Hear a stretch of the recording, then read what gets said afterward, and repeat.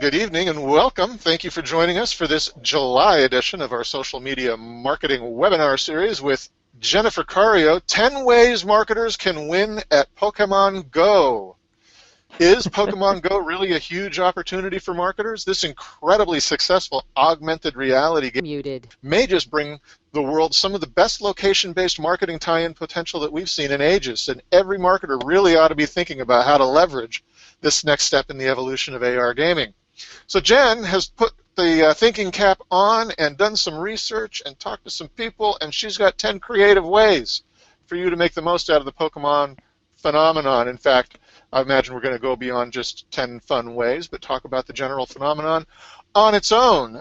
In fact, this is a change, by the way. Some of you may have been signed up for a different webinar, which was an audit webinar, which has been rescheduled, and you should have gotten a notification of that. And this is your new webinar because this is so timely. If you don't know who Jennifer Cario is, let me take care of that.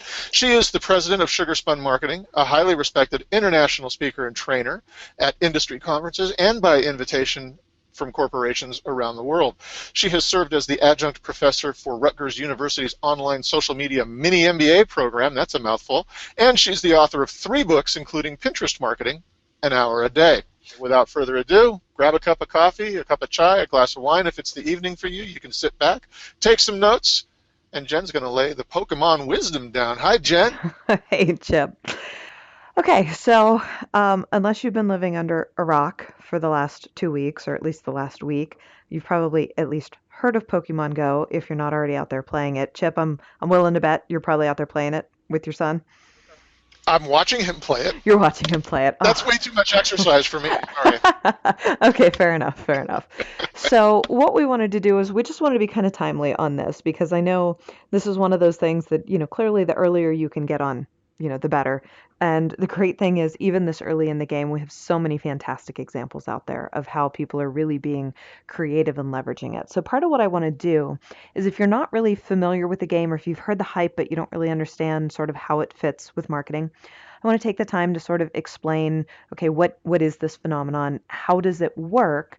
And how does the way that it works really make it apply to a lot of businesses and give it some practical application, even for some online only organizations? And then we're going to walk through 10 different ways, sort of higher level ideas with some examples of how you might be able to put it to work and then what we expect to be coming down the pike in the next few months, so that even if you haven't hopped on it yet, you might want to spend some time or effort getting ready for what's going to be coming down the road so you can be one of the first ones to jump on that.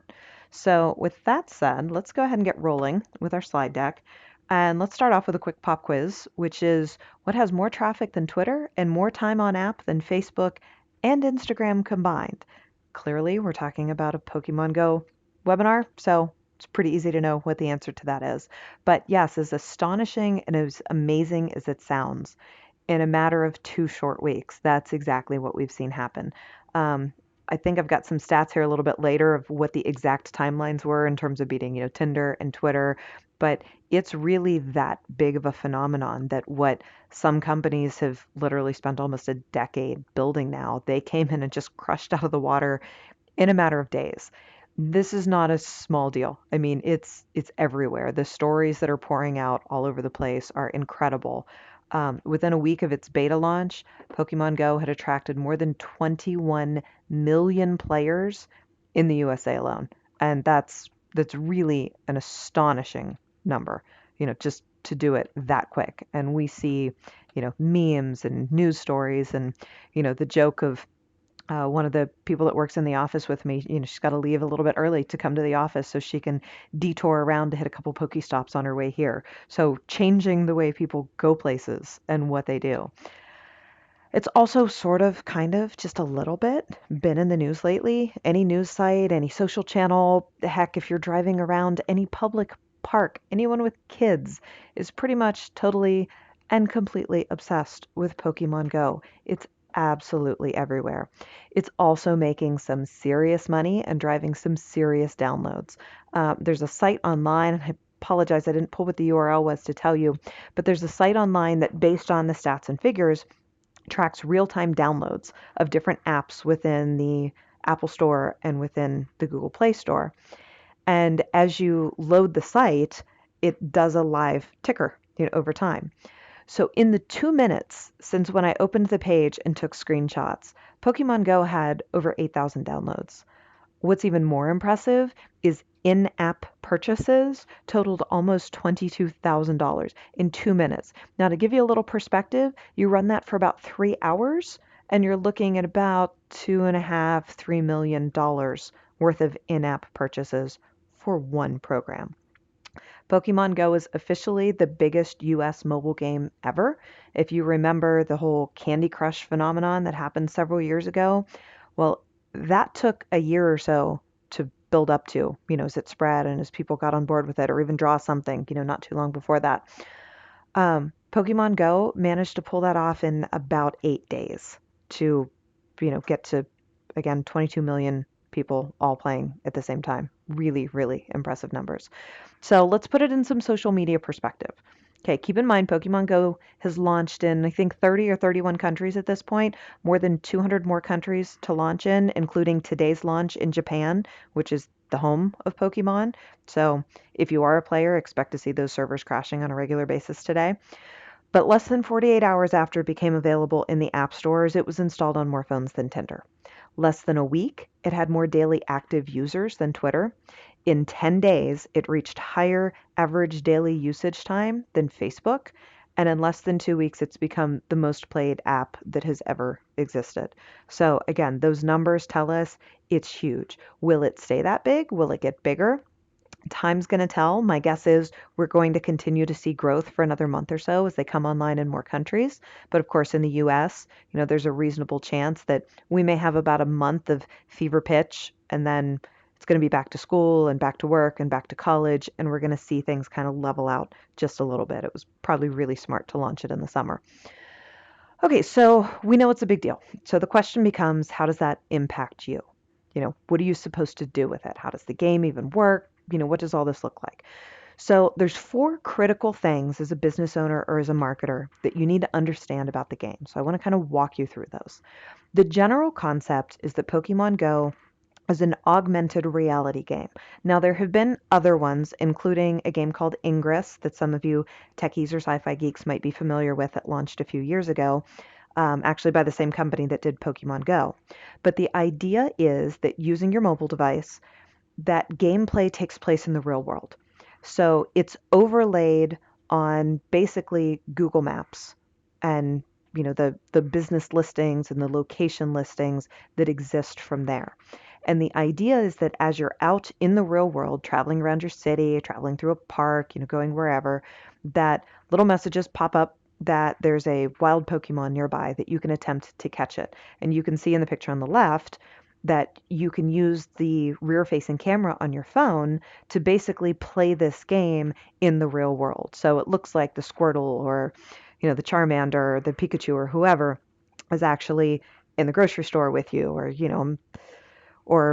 in the theme park or wherever you happen to have gone, and then in real life you get to try and catch it. Now you can see the image over on the right that maps out using that Google Maps where different Pokestops and gyms are. We're going to get to those in a second. Those are also an important part of gameplay. So a Pokestop is basically the place you go to get supplies. Think of it as a supply depot. You need to stop in to pick up things like Pokeballs and other items that you use as part of gameplay. Now they recharge every 5 minutes, which means you can visit one every 5 minutes to get more and more things that you need for the game. They tend to be attached to visibly identifiable locations like monuments, sign plaques, fountains, but a lot of times they're also mapped to churches, to parks, or even to restaurants and businesses. Okay, so this is clearly a great thing for restaurants and businesses that might be a Pokestop because it gives you a reason to have foot traffic. You have to physically be located within a certain number of feet of a Pokestop to be able to activate it and gather the items from it. So again, really, really great on the brick and mortar front. Now there's also the idea of gyms. Gyms are also mapped to physical locations. And again, a lot of times these tend to be churches, they might be restaurants, they might be public parks. They all tend to be places that are publicly accessible. Now, sometimes they're also in theme parks or in museums or places that you would have to pay an admission fee to get into, but again, they tend to be mapped to places that people would commonly go. Now, the idea of a gym is this is where you go to either train your Pokemon or to do battle with other trainers and other teams to gain experience points and basically to level up within the game. And you can see from the pictures on the right that as with catching the Pokemon out in the real world, you can actually do sort of the gym battle again within the augmented reality world so that it looks like you're really playing people and that it's really happening in front of you. Now, the next area you need to know about are the concept of teams. So basically, once a player reaches level 5 within the game, they're given the option to join one of 3 teams. So there's Team Mystic, which is blue, Team Instinct, which is yellow, Team Valor, which is red, and teams work together to control gyms. So if we pop back here one, and if you look at the visual image of the gym in that first phone picture on the left, you'll see that there's red rotating around it. That means that a player from the red team currently is in charge of the gym, and other red team players have also brought their Pokemon in and sort of landed them in that gym to defend it. Now, if someone from Team Yellow would come and do battle there and win it, those colors are going to turn to yellow. So basically, it broadcasts out to everybody which of the 3 teams happens to dominate a gym at any particular point in time. And then the fourth one that you need to know is what's a lure? Because a lure is really one of the things that comes in really, really handy, especially for the businesses that happen to be a Pokestop or a gym or located near one. A lure is basically a game feature that can be attached to a Pokestop to attract extra Pokemon to the area for a 30-minute time span. Now, those extra Pokemon that come to the area, they're not just for the person who dropped the lure. Anyone who shows up at that Pokestop during that time span also has the ability to catch all of those extra lures. And you can see in the images on the right, when you're in the game interface and you're actually looking at where Pokestops are or where gyms are, you'll see the little blue spinning circle icon has sort of like pink confetti falling out of it. That's a visual representation to anyone playing the game that that Pokestop, someone's dropped a lure there. So a lot of times what will happen is as people are scanning, maybe they're working their way around picking up, different items and playing the game. If they see that, that's a trigger for them to show up. So a great example of this is last week my daughter and I were on one of the local college campuses walking around, hitting all the Pokestops and collecting Pokemon, and we saw that someone had dropped a lure. So we walked over to that area, and within about 5 minutes, there's this massive congregation of people there. And, the person who had dropped the lure is like a hero because everyone's going, this is great. Thanks so much for doing this. But you have a huge group of people that literally have walked all the way across campus or from several blocks away because they saw the lure and they know for the next 30 minutes they've got a great opportunity to pick up some extra Pokemon.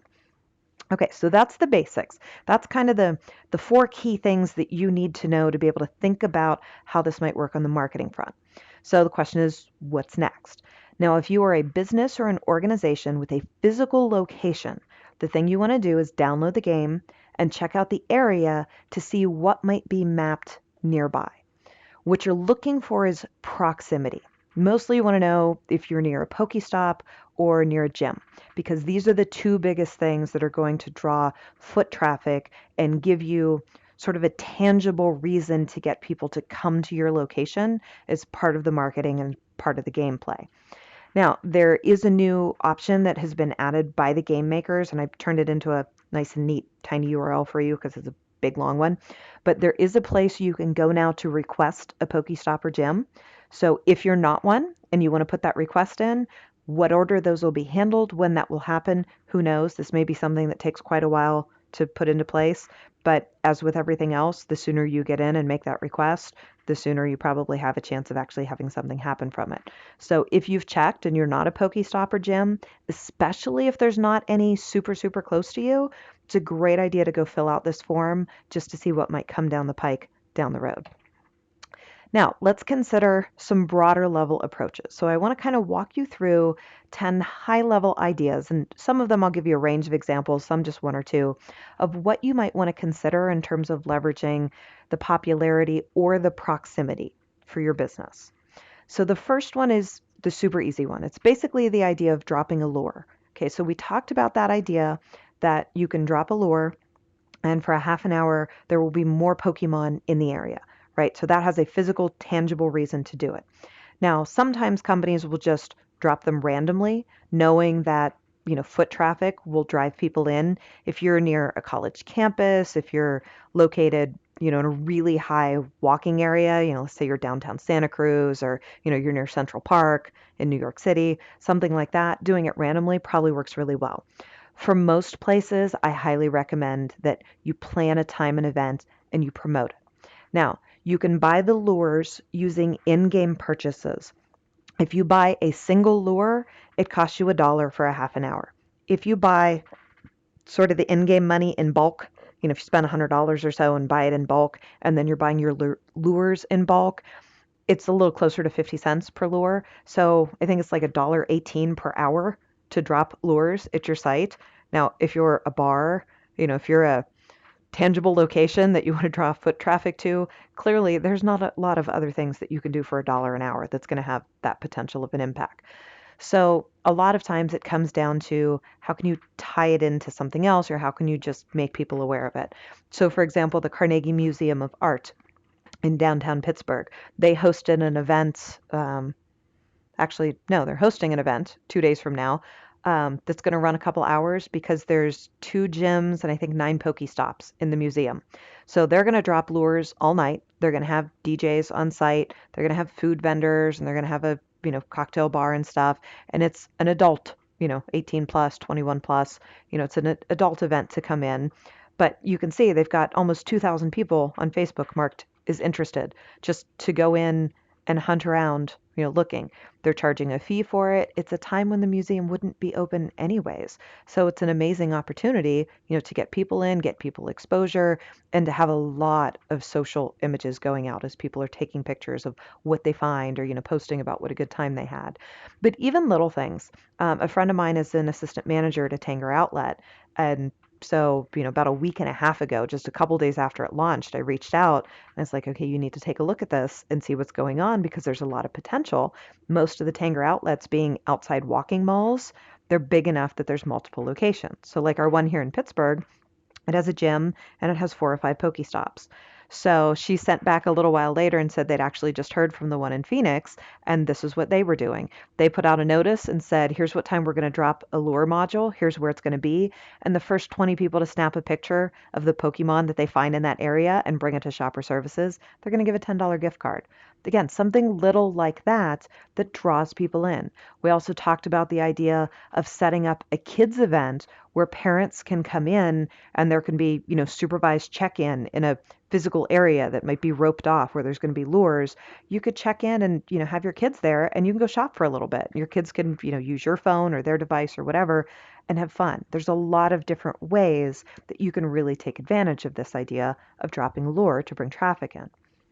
Now, the second idea, if your location happens to be a gym, there's something to be said for being the gym leader using a Pokemon Go account that's named after your business. I put this screenshot up just because it absolutely cracks me up because it's the White House North Fountain gym. And you can see that's the Pokemon that looks closest to an eagle, and they named it America. So, it just kind of cracks me up.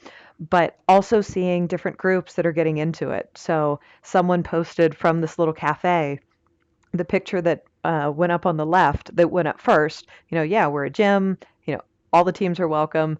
And then a couple days later, that location, that cafe, had joined Team Instinct and had taken over their gym, but other teams kept coming in to keep trying to steal it. So, now they're picking sides. Now they're kind of being part of the game and saying, hey, here's what we're doing. So, give some consideration to that. Have someone at your team, at your staff, especially if you've got slow time or overnight, that someone can take the time to, make sure they're doing some battle, or even if you've got friends that are playing that'll come in and sort of represent for you. There's a lot of possibility there to just get in on the branding and the fun and sort of the credibility side of things. Now, the third idea, let's say you're within proximity. Maybe you're not a Pokestop or gym, but you're near one. So how can you play off that? Love this sign that went up in front of the pizza spot that says you can reach 2 Pokestops from our dining room. That's perfect. They're close enough that you can sit there, have your meal, have your phone out on the table, and every 5 minutes, just reswipe and get loaded up on your Pokeballs, your raspberries, whatever supplies that you need to get from the game. Or Flatiron Burgers, which says we're a Pokestop. If you drop a lure, we'll give you a discount off your purchase. That's a great, great example because, hey, now it's not just, you can clearly buy them and drop them all day by yourself, but get other people to come in to drop them, and you might have them going pretty much nonstop throughout your busiest hours without you ever having to worry about it or look or see if it's there. Also, just various signs going up by people saying, here's when we're dropping lures, here's what's going to be going nearby, or the people who say, hey, we're between two of them, so come here, pick up something to eat, go on your way with the Pokemon hunting. All sorts of options. The fourth one is the welcome concept. Not just, hey, we're going to actively play and take over our gym, but what can you do to make clear to people and sort of be friendly about playing the game? And to me, one of the really interesting phenomenons to see is that a huge percentage of gyms and Pokestops are actually churches. So for all these little, especially small town churches that sometimes have a hard time figuring out how to get millennials in, how to get younger people in, it's this wonderful opportunity. And it's been really cool to see the reaction from them of, the one who sent their youth pastor out, during peak hours in the evening to pass out bottles of water to people and compare which Pokemon he's caught because he plays the game and he knows. Or my mother's church, my mom showed up this last weekend because she knows I have a Cricut and she knows that I can do design work and said, "Hey, we need some stickers to put in the windows." And they put vinyl stickers in every window on every side of the church and their signboard out front that's basically, "Hey, you guys are welcome here." And then she shared it to Facebook and they put it in the community page. They're in the middle of a very nice sized residential neighborhood and they're one of the few churches there. They're like, look, come use our parking lot. Feel free to park your car here, fill up, wander around the neighborhood, go through the park across the street. No problem. No one will bother you. We're happy to have you here. It's a great opportunity for them to have outreach and to say, hey, let's connect with each other. So even if it's something little like that, and we've seen that popping up a lot at stores. The national parks put out a video on the national park site that says, yes, there are tons of Pokestops and gyms in our national parks. Please feel free, come in, take pictures, connect with people. All sorts of places like that are just making clear that you're welcome. Because a lot of times what you'll see is people kind of drive by real slowly or they kind of pull into your parking lot for a minute and then they leave because they don't really want to offend anyone, but you happen to be a Pokestop. So make them feel welcome. Okay, fifth idea, take sides. Take sides with the teams. Take note of what teams tend to dominate the nearby gyms and consider offering them a discount or host time specific or day specific offers for different players. You can see several different examples here. I love the one in the top right. It's from a little bakery up in Toronto. Clearly, they've taken sides. If you're team Valor, things are half the price. If you're team Instinct, it's regular price. And unfortunately, I would not be going there because I'm team Mystic and I'm not going to pay double the price. But those other ones, hey, they're giving team Mystic, that's the blue team, a discount. So yay for them. You know, Even if again you're not a Pokestop, you don't have to be a Pokestop, you don't have to be a gym. You can still just get in on the fun of the game by saying, "Hey, here's what's going on. Come join us, and here's our team of the week, or here's our team of the night." Number six, the tie-in ideas. And this one that I've got up here on the screen, this is definitely my absolute favorite tie-in idea that I have seen anyone do since Pokemon Go launched. And what this one was is the Muncie Animal Shelter um, in Muncie, Indiana, said, look, we have all these dogs and we have a hard time getting volunteers to come in and walk all of the dogs in our shelter. It's always a big challenge for shelters is getting people in to walk the dogs. Well, one of the key areas of gameplay is walking because when you get new eggs and you put them in an incubator, you either have to walk 2 kilometers, 5 kilometers, or 10 kilometers for that egg to hatch. It takes the GPS on your phone to track how much you're moving around. This is why you'll see all those jokes of all these people who haven't been outside forever that are now sunburned or their legs hurt because they're just not used to being that active. So they said, look, you're trying to hatch an egg. Come on down to the animal shelter, stop by the front desk, ask for one of the Pokemon dogs, and they'll fix you up with a dog and you can go walk the track out back. This was a brilliant idea. You can see it got 28,569 shares and almost 10,000 likes on Facebook. This is for an animal shelter in Muncie, Indiana. But again, brilliant, brilliant idea. Also, I can't remember which zoo this was because all the examples I found just said it was a zoo. But basically, one of the zoos said, okay, we're going to get in on the fun. And they recreated the Pokemon character stat screen for every single animal in the zoo. And they put in all of the relevant stats and all the relevant information. And that's the signage that they have up next to their regular signs for every single animal in the zoo. It's just a great example of kind of having a little fun with it and letting people know, yeah, we feel you. You know, we know what's going on here. So find those ways to entice people to hatch their eggs at your gym, your park, your outdoor mall, a festival, any number of places. How do you get that tie-in idea going? Okay, idea number 7, gatherings. We talked about the idea of picking sides with a gym. But there's also the idea of gatherings. If you have a gym, host a training night, encourage people to come in for that, or do one on public property. There was a great example of someone that dropped a bunch of lures at a Pokestop that was in a park, and they sent some of their team out to just pass out coupons for the restaurant and say, hey, if you're team red, here's the discount we're going to give you. If you're team yellow, maybe you get a free entree. If you're team blue, maybe it's buy one, get one free dinner. But basically take advantage of those public spaces and go do, some screening and, you know, pass out cards, pass out discounts, pass out invitations. So there's a lot of different ways to do things like that. In Pittsburgh, just this past weekend, one of the big bars downtown had a Pokemon Go bar crawl, and there was a different starting bar for each of the teams. And then there was, mapped out how you progressed through them, and different bars and restaurants in the area were all working together to drop lures all night long. And 3,000 people converged on that section of Pittsburgh just to go Pokemon hunting together. Okay, idea number 8, sharing pictures and encouraging people to share pictures. There are tons of places that are not gyms or Pokestops, but they're still home to tons of Pokemon.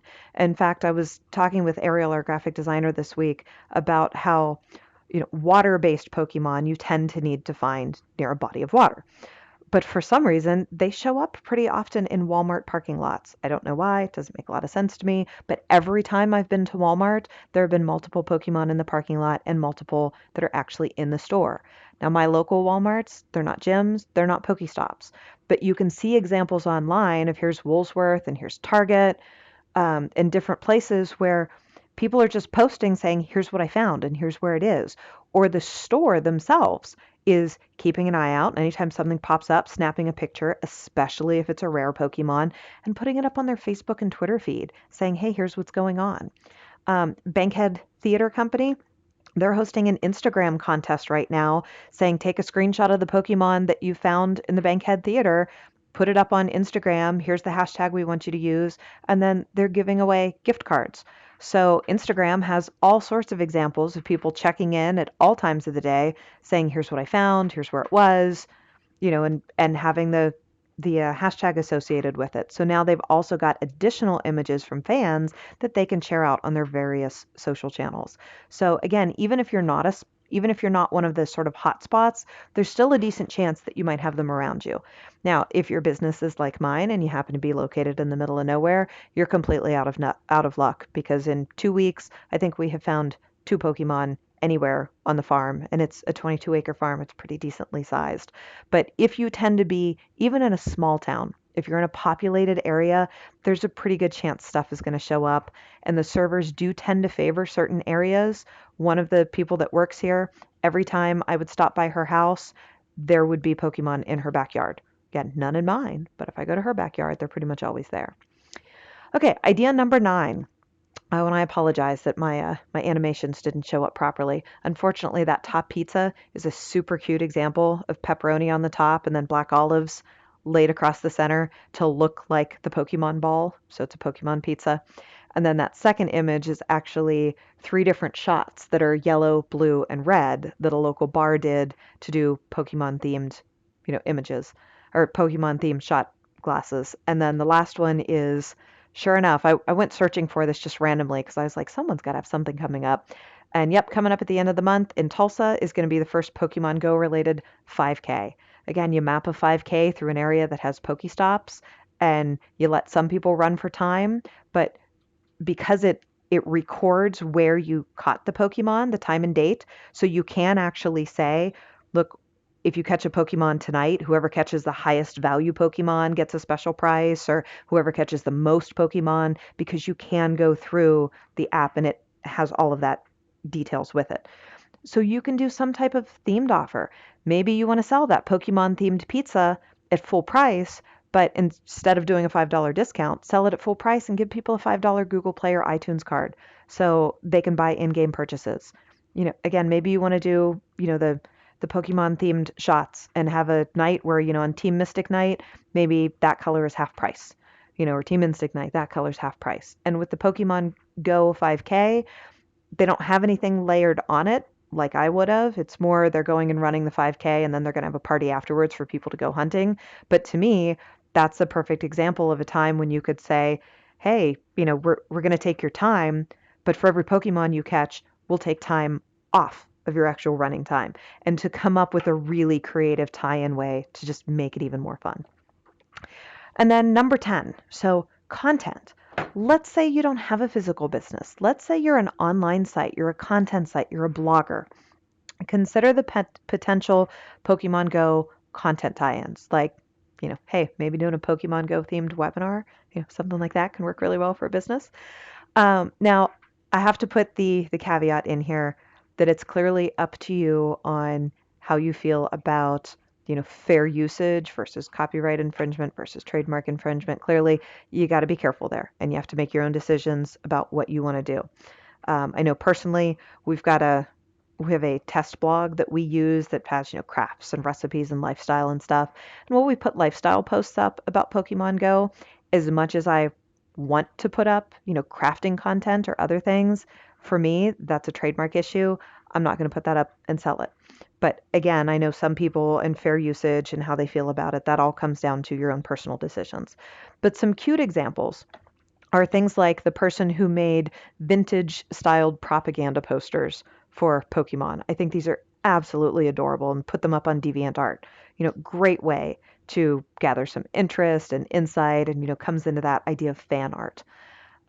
All sorts of crafts all over Pinterest of people, crocheting Pokemon characters, or I love the one of making the Pokebands. My kids are going to go nuts for that when they come back and I show it to them, doing the ornaments, tons of craft related ideas that can go up. Seeing all sorts of makeup and fashion related inspiration going up by different brands, especially when you think about, Comic-Con and cosplay and all the, relevant ideas for that. And then even on Polyvore, there's people that put together, here's the different outfits you can wear to mimic the different Pokemon trainers, or here's the different outfits you can wear based on what your favorite character is. There's a million ways that you can tie content into these popular trends to just kind of pick up on it, have a little bit of fun with it, pull some attention. I will say that for SugarSpun, the blog post that I put up about 5 days into this Pokemon phenomenon, that was an article about how to leverage it for marketing, that's probably the most popular article we've put up this year, and it's been up for about a week and a half. I mean, just huge, huge impact because there's so many people interested in trying to learn about it, trying to see what's going on. Okay, so what's coming down the road? As of today, we're 2 weeks into the craze. There's more coming, and being ready for what those updates are or what we expect or think to see coming is a good idea if you know you want to get in the mix, but you don't want to kind of copycat what everyone else is doing. So one of the things we know is going to be coming down the pike is the idea of sponsored locations. In fact, when it launched in Japan today, it launched with McDonald's as the first official location sponsor. So all 3,000 McDonald's in Japan are set up as a Pokemon gym. Expect to see that follow suit in the United States before too long. Um, Also, let me see. Okay, sorry, let me go back one. Also, understand that Pokemon Go is based off basically the same server mapping as Ingress. That's another augmented reality game that I mentioned not too long ago. Niantic owns both of them. And in Ingress, companies like Jamba Juice and Zipcar and several others had in-game sponsorships where their locations were a specialized part of the game. You could get, maybe different items at the Pokestop that was sponsored. So expect to see that coming down the pike. They've also announced that future updates of the game will include the ability for Pokemon training. And for anyone that either grew up in the 90s or had kids in the 90s and early 2000s, you know that trading was a huge part of the card version of the game and even some of the earlier video game versions. Expect that to be coming and probably to be based on, location or Bluetooth or something that allows you to be in the same space or to connect in a way that allows you to take the Pokemon you have and transfer them to other players. That means there's going to be a lot of space to host trading parties. And likely there's a good chance that trading will not be tied to gyms or Pokestops, which again opens up the door even for the organizations that aren't lucky enough to have that to be able to say, okay, we're going to have a trading party tonight, and here's our specials, and here's what's going on. Also, the idea to battle friends. Right now, you can only battle at gyms where you're trying to take over the gyms. In the card version of the game, you had the ability to sort of go face to face with your friends and do battle with them and see who comes out on top. That's another update that's expected to come in future versions of the game is the people that you are in close proximity to that you may be able to individually battle them so that you can both gain experience points or maybe whoever wins gets extra items in the game. I don't know exactly what that's going to look like, but that's another thing you can expect to see coming and you can be thinking about different ideas and tie-ins for. Also, the idea of in game advertising, not just sponsored locations, but talking about sort of the concept of AG billboards. So, this is a screenshot from the game Ingress, where look, you might walk into a location and it's not that the ad's actually there, but if you're looking through the augmented reality interface on your phone, you do see the ad. So, there's a lot of space for people to pay that premium to get the augmented reality ad in, say a baseball stadium that, sits over the outfield or, different locations that can be triggered and tied into. So expect to see the potential to be able to trigger that type of ad down the road. Creative extras, third party things that are popping up. There's a site called Lure Deals that has already popped up that you can register as a business so that you can say, look, I'm offering, 10% off for, Team Mystic, or we're doing a buy one, get one free night for Team Instinct. And then people can register if they're a player, if they're a trainer and get notifications when they're in when they're in an area that's near a location offering a deal. So think of it as similar to like living social deals or Groupon deals, but everything's related to Pokemon and to the gameplay around that. So take a look at a site like that and see if that might be something that you want to consider using. So wrapping it up, we really haven't seen a gameplay trend this big in pretty much ever. Now, will Pokemon Go stay this level of popular? I don't think so. I think there will be enough people that will play it to obsessive levels for a little while, and then, like Candy Crush and like everything else, a lot of it will fall off, and you'll have a smaller amount of dedicated players that will stay behind. But what really captured my attention and what I think you really want to give consideration to is that to me, the global acceptance of this game, because again, Ingress has been out for a couple of years and it had players, but it never hit like this. The global acceptance of this game to me really signals the start of a new type of gameplay. And when we look at, the virtual reality options that are coming up, the Oculus goggles, Google Glass, things like that, I think this is sort of the start of that new launch of gameplay. And the fact that these take place in an overlaid world, physical locations, that also changes a lot about how we market. And I think there's the potential that in the same way social media went from being kind of a trendy thing that a certain group of people did to really expanding to just become a normal part of everyday life. I think there's the possibility that from the marketing side, this is what we're going to see. And we're going to start looking for new games that are popping up that have that augmented reality format and that really connect with the physical locations or give us the option as physical locations to be part of it. That maybe a year from now, you're not offering a Pokemon Go deal, but maybe you're offering a deal for some completely new game that we still haven't even heard of. Maybe that becomes part of that brick and mortar physical traffic that's still taking place in sort of a digital world.